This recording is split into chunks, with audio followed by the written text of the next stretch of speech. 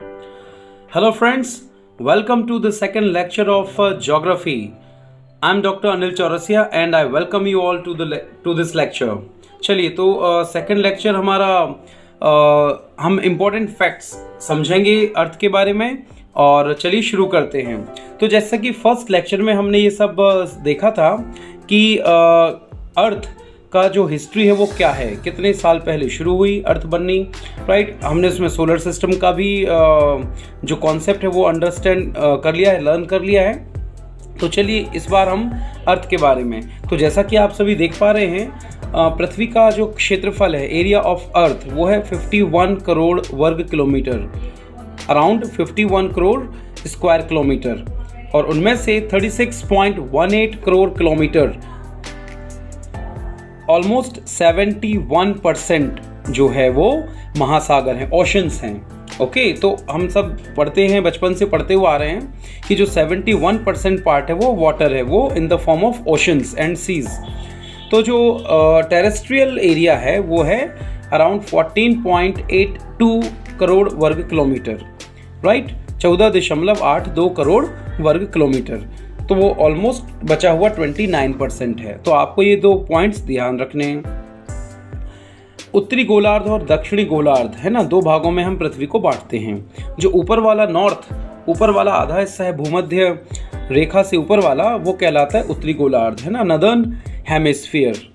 तो जो northern hemisphere है वो टेरेस्ट्रियल हेमिस्फीयर भी कहलाता है, क्योंकि यहाँ पर 83% जो टेरेस्ट्रियल लैंड है, राइट, वहाँ पर पानी या वाटर 17% है। जबकि जो सदर्न हेमिस्फीयर है यानी दक्षिणी गोलार्ध है, इसे हम जलीय गोलार्ध कहते हैं, क्योंकि यहाँ पर 90.6% वाटर है। मतलब सदर्न हेमिस्फीयर या दक्षिणी गोलार्ध में सभी महासागर, ऑलमोस्ट सभी महासागर, अधिकांश भाग वहीं पर है। ओके, चलिए अब बात करते हैं अक्षांश रेखाओं की, लैटिट्यूड्स। तो फ्रेंड्स, हम सभी जानते हैं कि अर्थ, पृथ्वी को हम अक्षांश और देशांत, ये जो काल्पनिक रेखाएं होती हैं, उनमें हम बांटते हैं और इनका अपना ज्योग्राफिकल इंपॉर्टेंस है।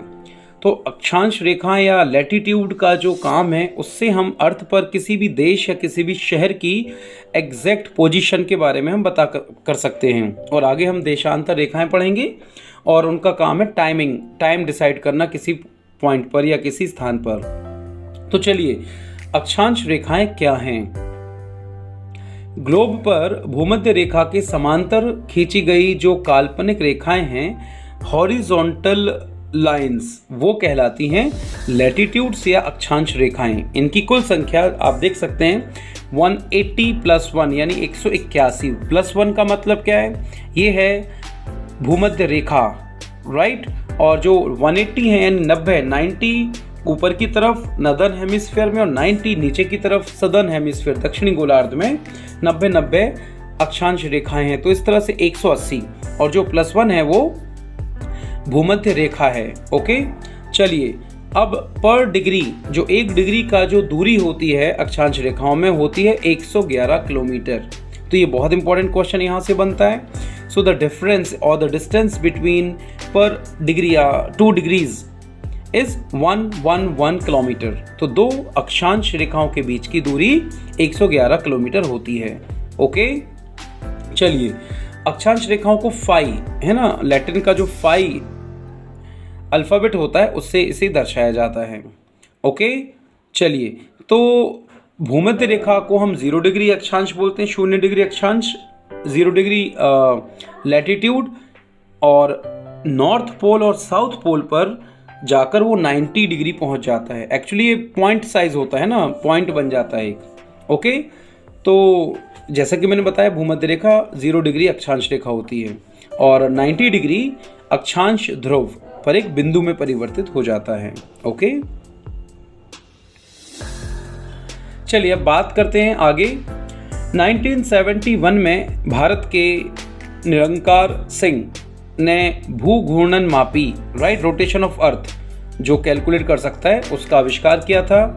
और इसीलिए हम डिग्रीज के साथ साथ मिनट्स में भी इनके मेजरमेंट को कर सकते हैं। चलिए, विषुवत या भूमध्य रेखा, इक्वेटर, जैसे कि अब हमने बात की थी, तो हम डिस्कस कर चुके हैं कि ये अर्थ को नॉर्थ हेमिस्फीयर और साउथ हेमिस्फीयर दो भागों में बांट देती है। इसे 0 डिग्री यानी 0 डिग्री अक्षांश रेखा कहते हैं। इस पर दिन और रात बराबर होते हैं क्योंकि यहाँ सूर्य की किरणें बराबर पड़ती हैं लगातार। सूर्य अपनी सामयिक चाल में आकाश से वर्ष में 2 बार 21 मार्च और 23 सितंबर को भूमध्य रेखा के ठीक ऊपर से गुजरता है। हम अभी आगे पढ़ेंगे दक्षिणायन और उत्तरायण। सूर्य ऊपर से नीचे की ओर गति करता है और नीचे से ऊपर की ओर गति करता है। तो साल भर में 21 मार्च और 23 सितंबर 2 दिन ऐसे होते हैं जब 90 डिग्री मीन्स लंबवत होता है सूर्य इक्वेटर के या भूमध्य रेखा के। इंपॉर्टेंट पॉइंट है, इसको ध्यान रखेंगे आप। भूमध्य रेखा की लंबाई 40,075 किलोमीटर है। Very important point. 40,075 kilometer is the length or we can say circumference of the equator। और भूमध्य रेखा पर अर्थ जो है थोड़ी उभरी हुई है। ओके, चलिए, तो इस रेखा पर पृथ्वी का जो व्यास है, डायमीटर है, वो है 12,759.28 किलोमीटर, 12,759.28 किलोमीटर, जो कि लगभग 7,927 मील है। और ध्रुवों के बीच का जो व्यास है means north pole to south pole है, वो 7,900 माइल्स, 7,900 मील या 12,713.56, 12,713.16 किलोमीटर है। हो गया। इसका मतलब ये हुआ कि जो सरकमफरेंस है वो लगभग 42.72 किलोमीटर अधिक है, जो नॉर्थ पोल से साउथ पोल का डिस्टेंस है। Right, so we have this oblate shape of the earth. Earth का जो शेप होता है वो ऑब्लेट होता है। राइट, चलिए, कहते हैं ना चपटी हुई है, तो यही जो 42.72 किलोमीटर का जो हिस्सा है वो कम है। चलिए, भूमध्य रेखा का जो उच्चतम बिंदु है, highest point at the equator is 4,690 metre high, 4,690 metre ऊंचा है। कायाम्बे वॉल्केनो, जो कि इक्वाडोर में है। तो क्वेश्चन आएगा कि भूमध्य रेखा का उच्चतम बिंदु कहां पर है, तो आंसर होगा इक्वाडोर। ओके, कायाम्बे वॉल्केनो है। वॉल्केनोस के बारे में हम बाद में बात करेंगे। चलिए, अब हम बात करते हैं कर्क रेखा और मकर रेखा की।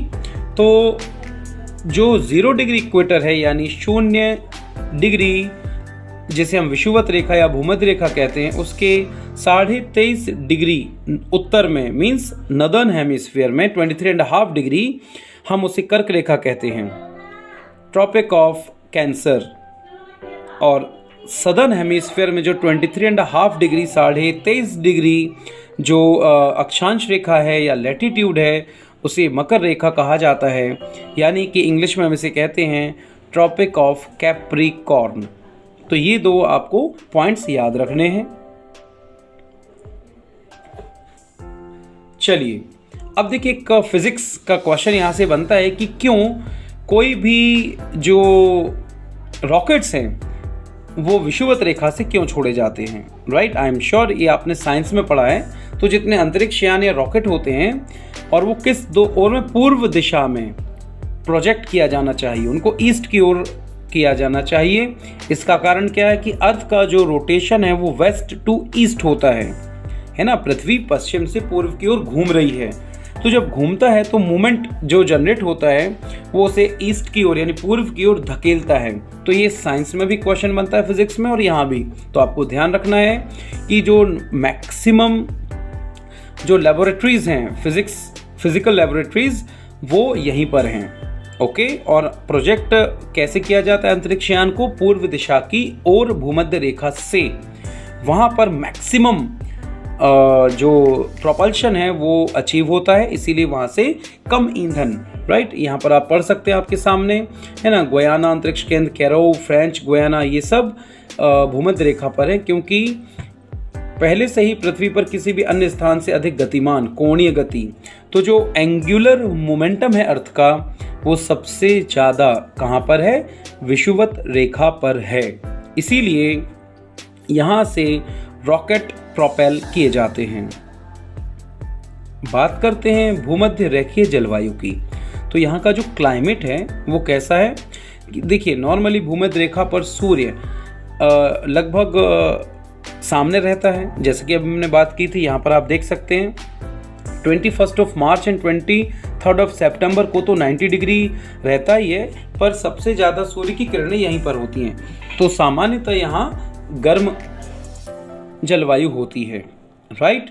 पर यहाँ पर सर्वाधिक बारिश भी होती है, तो हर वर्ष भर उच्च तापमान बना रहता है और बारिश, इसीलिए जो वाष्पोत्सर्जन है वो अधिक होता है और इसीलिए बारिश भी अधिक होती है।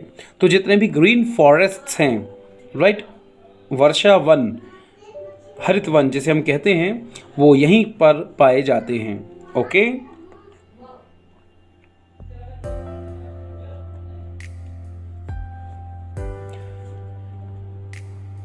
यहाँ पर सामान्यतः दो प्रकार का मौसम होता है, आर्द्र एवं शुष्क, ह्यूमिड एंड ड्राई।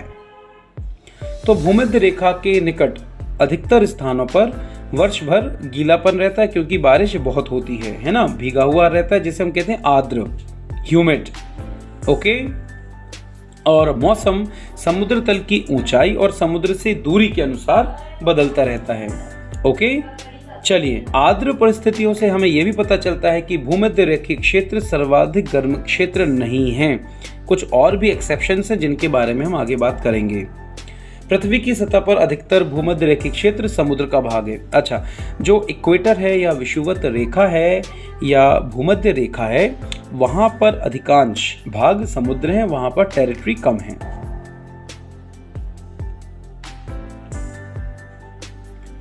चलिए, अब बात करते हैं कि भूमध्य रेखा पर जो टेरेस्ट्रियल लैंड है वो कहां से कहां तक है या कितने हैं। तो भूमध्य रेखा मुख्य 14 देशों 14 कंट्रीज से होकर गुजरती है। ये पॉइंट आप याद रखेंगे।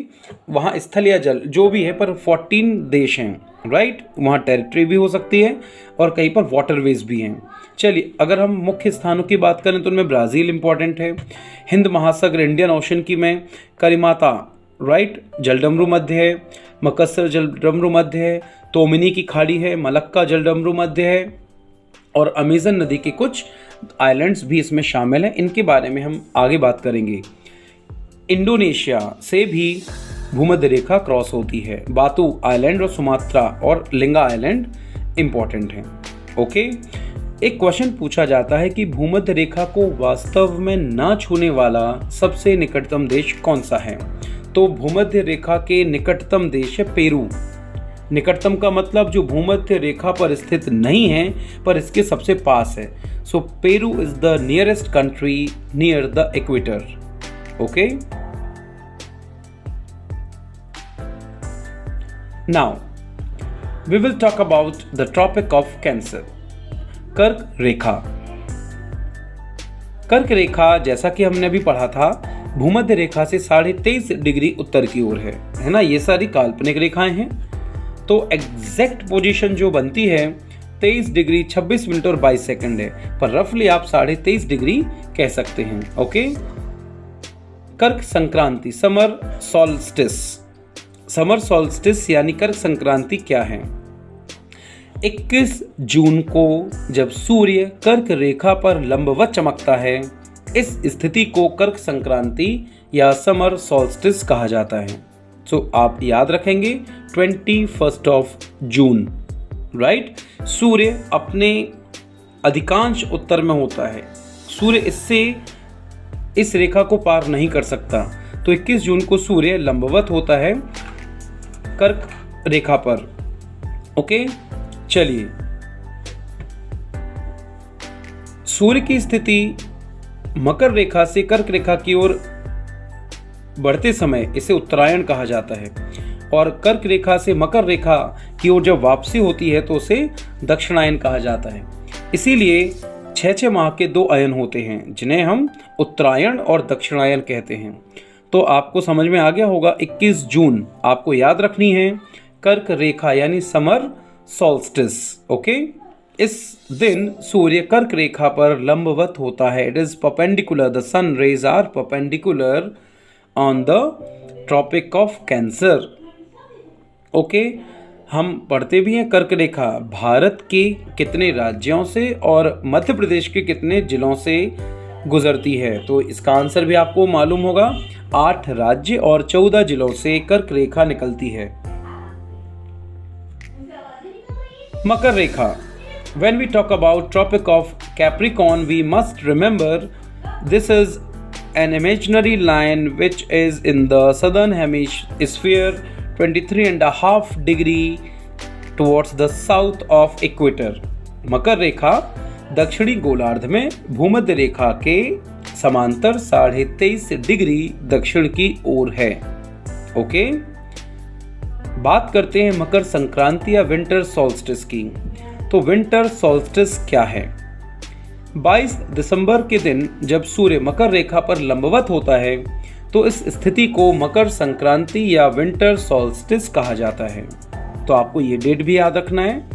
मकर रेखा के दक्षिण में स्थित अक्षांश दक्षिण तापमान क्षेत्र में आते हैं। मकर रेखा के उत्तर तथा कर्क रेखा के दक्षिण में स्थित क्षेत्र को ही उष्ण कटिबंध कहा जाता है, राइट, ट्रॉपिक जोन। तो अभी हमने जो पढ़ा था 0 डिग्री लैटिट्यूड मतलब विषुवत रेखा, उससे 23.5 डिग्री उत्तर की ओर है कर्क रेखा और 23.5 डिग्री दक्षिण की ओर है मकर रेखा। कर्क रेखा और मकर रेखा के बीच का स्थान ही उष्ण कटिबंध या ट्रॉपिक जोन कहलाता है।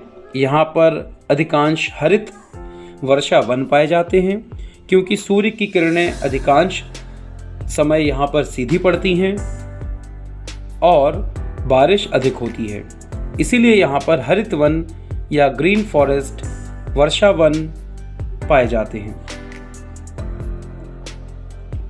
आर्कटिक व्रत यानी आर्कटिक सर्कल। फ्रेंड्स, आप देख सकते हैं अपने स्क्रीन पर, ये जो व्रत है इसे हम आर्कटिक व्रत कहते हैं। नदर्न हेमिस्फीयर में है, ये उत्तरी गोलार्ध में है। ठीक है, तो जो 5 प्रमुख अक्षांश हैं उनमें से एक है आर्कटिक सर्कल। 5 में से 3 की बात हम कर चुके हैं। इक्वेटर मीन्स विषुवत रेखा, ट्रॉपिक ऑफ कैंसर मीन्स कर्क रेखा, ट्रॉपिक ऑफ कैप्रिकॉर्न यानी मकर रेखा और आर्कटिक सर्कल। ओके, तो आर्कटिक सर्कल जो है वो 66.5 डिग्री उत्तरी अक्षांश कहलाता है, यानी कि विषुवत रेखा से 66.5 66.5 डिग्री उत्तर की ओर स्थित है। ओके, अब इस रेखा से उत्तरी ध्रुव, आप ये देख सकते हैं आर्कटिक सर्कल यहाँ पर दिखाई दे रहा है और ये है नॉर्थ पोल जहाँ पर आपको प्लस साइन दिखाई दे रहा है। तो इस लाइन से नॉर्थ पोल के बीच यानी यहाँ से यहाँ तक का जो एरिया है, पूरा ये रीजन है, उसे शीत कटिबंध कहा जाता है, फ्रिजिड जोन कहा जाता है, क्योंकि यहाँ पर सूर्य की किरणें कभी नहीं पहुँचती हैं और ये हमेशा अंधेरे में रहता है। ऑब्वियसली यहाँ तापमान बहुत लो होता है, तापमान बहुत कम होता है और यहाँ पर बर्फ जमी हुई है। तो अब बात आती है कि 23.5 डिग्री उत्तरी अक्षांश और 66.5 डिग्री उत्तरी अक्षांश के बीच क्या है, मतलब ये वाला हिस्सा क्या है।